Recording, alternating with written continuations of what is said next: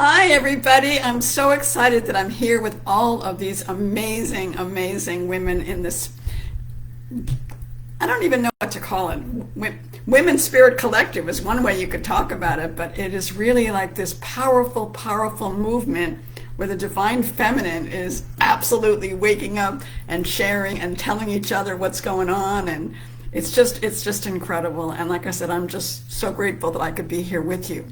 My name is Samarah Grace. I'm a conscious channel for Mother Mary and lots of other people in the higher realms. I'm also a Reiki Master teacher, and some people call me a soul whisperer. So at any rate, I wanted to talk this evening about how do you find and hear and listen to your higher self, and what the heck is it anyway? So I'm calling the talk 3 Keys to Accessing Your Higher Self's Wisdom. So let's start out by talking about what is a higher self? I mean, is it up here? Is it over there? What the heck is it? And so one way to think about it is that when we were born, each of us, just like we had an umbilical cord to our mother, we had another cord that connects us to Source, God, Spirit, Goddess, Atman, however you like to think of it, universe. And that cord may not be visible because we cut the umbilical cord, but we never cut the cord between us and Spirit. And that cord contains the information about why you came, who you are, and what the gifts are that you're meant to bring into the world. And so it exists really at a frequency, kind of like a lifeline, a spiritual lifeline. And it's in every single person, even if you've led a life of woo, maybe not doing so well with lots of different things. The higher self is still there, waiting, waiting, waiting, sometimes patiently, sometimes not so patiently. And so the higher self is that divine part of us that never goes away. Some people think of it as the still small voice that maybe we need to turn up a little bit so we can hear it and follow it. And that higher self carries with it wisdom way beyond what we know in our conscious mind. It carries wisdom from the ages, from past lives, from all sorts of amazing frequencies of light. And so if we're ready and if we want to access that higher self and maybe turn that voice up a little bit, what is it we would have to do, and why should we? Like, what's the advantage of having a higher self talking to you? You ever think about that? Well, one of the ways to think about it is that you take a look at your life right now and kind of do a balance of how much of it has been devoted to achievement and how much of it has been devoted to soul fulfillment. And it's never like 100 and 0. It's somewhere in some equation for each of us. But what you'll find is if you only go after achievement with your conscious mind, if you only go after the next best thing, the next bigger house, the higher job situation, more travel, more jewelry, more clothes, whatever, at a certain moment in time, you kind of look around and go, I mean, think about people like, I don't know, Elon Musk, right? I mean, Lord have mercy, he has more money than anyone could possibly amass in a lifetime. But is he happy? Is he content? Is he fulfilled? Is he living his soul's purpose? And I'm only picking on him because he's been in the news and a lot of us are familiar with him. But by the same token, it's not that he's a bad person. It's just that that yearning, that more that seems to be going on with him all the time. You can't solve the soul hunger in the material world. Let me just say that again. You can't solve your soul's hunger from things in the material world. The soul wants to be fulfilled. And so the soul has a purpose. Each of us has a purpose when we come. And it may be something vast and hugely important and vital, like, Mother Teresa building orphanages in India and all over the place. And it may just be raising a child. It may just be taking care of an aging parent. It may be just being a kind neighbor. So it isn't always connected to an outcome. And I think that's what's sometimes difficult, because most of us think about success in terms of achievement. Like, I got the promotion, I got the new job, I got the house, I got the husband, I got the wife, I got the car, whatever that might be. And so it's a little more challenging to drop into this frequency of soul and think about what would really be fulfilling.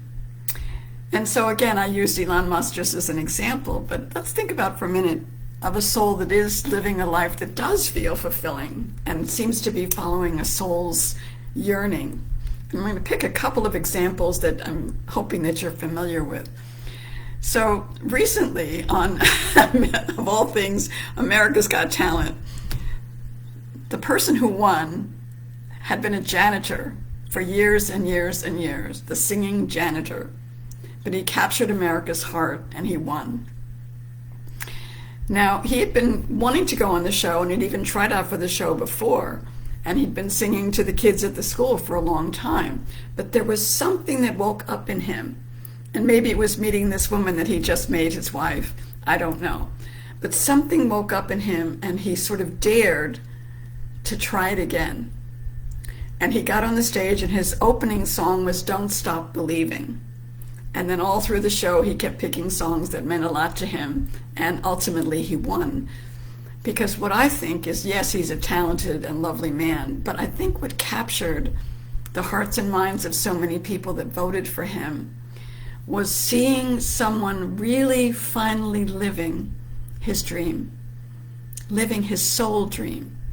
Because you got the sense that he was a pretty humble guy. I mean, winning the money is wonderful, but he wasn't really doing it for that. He was doing it because he had this song inside of him, this melody that kept coming up, and he really just wanted to share it with the world.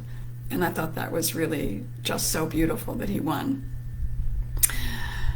Another person that you may or may not be thinking about is somebody who just had this idea of saving the planet and began to do different things to really work on that. So you have some of these wonderful eco-friendly people that just decided to go out and climb up a tree and refuse to come down so that they wouldn't chop it down and ruin this mighty, beautiful tree that was in the forest. So I wanted to just give you a sense that it's not always something tangible and something clear. But there are 3 steps, and I'm going to tell you about those and then give you some more examples about just where and how you might be able to access them quite simply. But the higher self is that guidance system. It's our GPS, but I call it our God positioning system, that will, once we activate it, take us to the situations and the people and the opportunities that are really going to be incredible and fulfilling and a match for our soul's purpose. So the 3 keys are really pretty simple. When it comes to the higher self, you have to find it, you have to feel it, and you have to follow it. So find, feel, and follow. Find it, Samarah, how do I find my higher self, you know? And for many of us, it's kind of in the closet under all the shoes and the stuff that we haven't cleaned out in a while. And so it really just takes some time, and it takes intention. It takes saying, you know what, rather than doing another load of laundry or the various household things that we sometimes do, I'm going to go sit under a tree with my journal. I don't have a journal. That's okay. Bring a paper or bring your device, whatever it is you can write with. But paper and pen are kind of interesting because they bring together the left brain and the right brain. And it takes that right brain, the intuition, moving through our body, and then the left brain to actually take the pen and write something out. And as you're sitting under that tree, drinking your favorite cup of tea or whatever, write down, why am I here? Why am I here? Why am I here? And just listen for a minute. You might not hear anything. If you don't hear anything, then you go to question number 2, which is, I really want to be guided by my higher self. Please let me know in any way that is for my highest good. what message you have for me. And then listen again. And if you still don't have anything, that's okay. Just finish your tea and then go back and do your dishes. Because this process, like learning to ride a bicycle or learning any new computer program, it takes a little doing. So finding the higher self is taking that time in our adult life to stop and listen. As they say, be still and know. Another clue that often comes is something that may have happened in your childhood when you dreamt about, being a fireman or saving the world or something else. And just as you're under that tree, just think about your childhood and what you kind of wanted to be or how you wanted to be as you grew up. And maybe there's some little things that'll come in there for you. I know for me, I grew up on Long Island in New York, and I had an older brother who had contracted polio. And he limped, he stuttered, and the kids were just merciless. I mean, merciless. They bullied him, they knocked him over, it was just terrible. And I remember talking to my mom and dad about it. I was about 4 or 5 in this period of time when this was happening. And I said, why are people so mean? I don't understand why people are so mean. And of course they said whatever parents say at that time. But I decided really then and there to make it my life's mission to find out why people were mean and to hopefully bring something about that would, at least for some people, shift them from being mean to being kind. And in this long journey that I've been on, because I'm a little older than 4 or 5 now, I realized what it's all about is the dissatisfaction and the disparity that people feel when they're living a life that is not in alignment with their soul's purpose and their higher self. And so all of that kind of comes out in the meanness that people express. So for all these years now, I've been, as I said, a teacher of Reiki. I've been a soul guide and a channel for Mother Mary to bring in that loving wisdom. So that's the first key to having your higher self talking at you and guiding you to wherever you want to be. So once you find, which means certain clues, certain images, certain memories start coming up, the next key is feel. Number 2 is feel. The most thing I can tell you about feeling is if it's your higher self, it will feel loving. It will feel hopeful. It will feel kind of wondrous in a way. And it definitely will make you a little nervous. If it's not your higher self, that's the ego voice saying you couldn't, you shouldn't, you mustn't, all the shoulds and all the terrible stuff that the mind can make up about why you shouldn't follow your dreams, why you can't follow your dreams, how you don't have this degree or that qualification or whatever.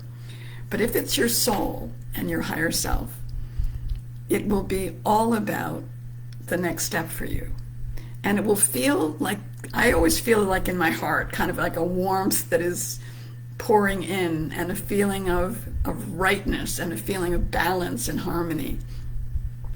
And again, the feeling comes before the action. It's like I just feel like I'm in touch with higher beings. I feel like I'm in touch with the realms of light. And I feel like more than anything, they're in touch with me. Because as I said in the beginning, that connection is always there. The connection's always there. It's just that we're so busy attending to our little gerbil wheel of activities that we don't always have time and space to hear it and to listen and to feel what's really happening. So when you have been feeling it, now the third key is to follow it.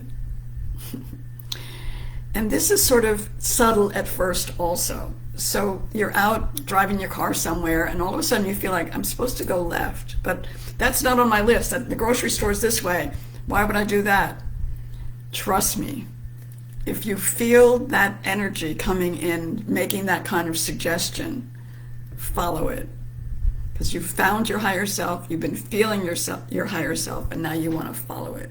Because when you turn that way, who knows? You might be avoiding an accident, you might run into somebody. There's something about following the guidance. And you need to do that for a while because they kind of keep testing us to see, are we really listening? Are we really going to follow what our higher self wants us to do? And it's kind of interesting because the challenges might not seem fun sometimes. They might not seem gracious sometimes, and they might not seem like, I don't know if I want to do that. I mean, you always want to have like the gold star at the end, and we don't always get that, I promise you. I'll give you an example. So I was in New Mexico some years ago, and I was getting a massage. I was just having this wonderful massage. I love everything to do with energy healing. I was loving my massage, and my higher self goes, we want you to give a message to the masseuse, this young man who was doing that. And I'm thinking, can't I just have a massage, please? I've been very good. Can't I just have a massage? And it was really insistent that I was to give him a message. So I was at least courteous enough to wait until the massage was done, and I pulled my sheet up around me, and I turned to him and I said, I've been a channel for some time, and I feel like I have a message for you. Would you like to hear it? Because that's the other thing. We can always ask permission, and of course he could have said no, but he said yes. So there was this message about his energy work and about him seeing colors and what they might mean and how to pay attention to it when he expanded upon his work from massage into even greater levels of energy healing. And so he kind of just stood there and listened to me as I mentioned that to him, and then he left the room, and I thought, oh, phew, but at least I did it. And I went out, got my clothes on, and then I went out to the cashier to pay. And out of the corner of my eye, I could see him talking to another therapist. And he was excited and sort of gesturing with his hands and smiling. I couldn't hear exactly what he was saying, but I just felt like a kind of lifting of my heart and my spirit, that somehow I was able to bring him a message that was meaningful to him, because I didn't let my own, embarrassment or just discomfort rule. Because that's the other piece of this higher self stuff. We're so guarded sometimes about just being ourselves. We're so afraid of being judged or afraid of being wrong or all of this stuff. But we have to do it. If we want to hear again and again from our higher self, we have to just not only feel it, we have to follow it. And as we do that, what starts to happen is that more and more opportunities come in. And I can tell you, having lived this way for more than 35 years now, it's incredible. It's incredible because we let go of that logical mind that wants to plan everything out. And we move into this divine mind that says, I'm here to be a light. I'm a spiritual being having a physical experience. But the first part is I'm a spiritual being. And then it moves into this place of realizing everything that I say and do carries an energy. And that's what I'm offering. And that's what I'm feeling in myself. So why wouldn't I want it to be from my highest self, from the highest part of me, giving out into other people something that is beautiful and inspiring and wonderful? So find, feel, and follow. The other thing I like about those three things is the first one is the find, but that's intention, I. The second one is feel, which is allow, which is A. And the third thing is follow, which is manifestation. So now we have the I am. And for any of you that have studied spiritual teachings, the I am is an incredibly important aspect of owning our spirituality and living as a spiritual being. And so part of this process, you may find, will include creating your very own I am statement. And it can change over time, but it really begins with I am, and then something around a being of light sharing love, something like that in the world. So again, it's not about a destination, it's not about an accomplishment, it's about a way of being. And when we do that, we have access to this higher wisdom that can show us and teach us and guide us really throughout our lives to all sorts of wonderful things. So I'm hoping that that's a helpful way for you to understand a little bit more about the higher self. For any of you that are more interested in finding out where you are with find, feel, and follow, I'm offering a free 15-minute discovery session. All you have to do is email me. Just email me at samarahgrace1111@gmail.com. That's SAMARAH GRACE1111@gmail.com. And we'll set up a time. We'll do a little Zoom call, and I'm glad to help you sort of discern, have you already found your higher self? Have you felt your higher self? But are you having trouble following your higher self? And that's really the challenge that many of us are facing today. So I just wanted to let you know I'm here. I can't wait to hear from you, and I'm so, so grateful to have had this opportunity to be with this Women's Spirit Collective, offering the wisdom that I have and hoping that you connect with me again. Much love, and may peace be with you. Namaste.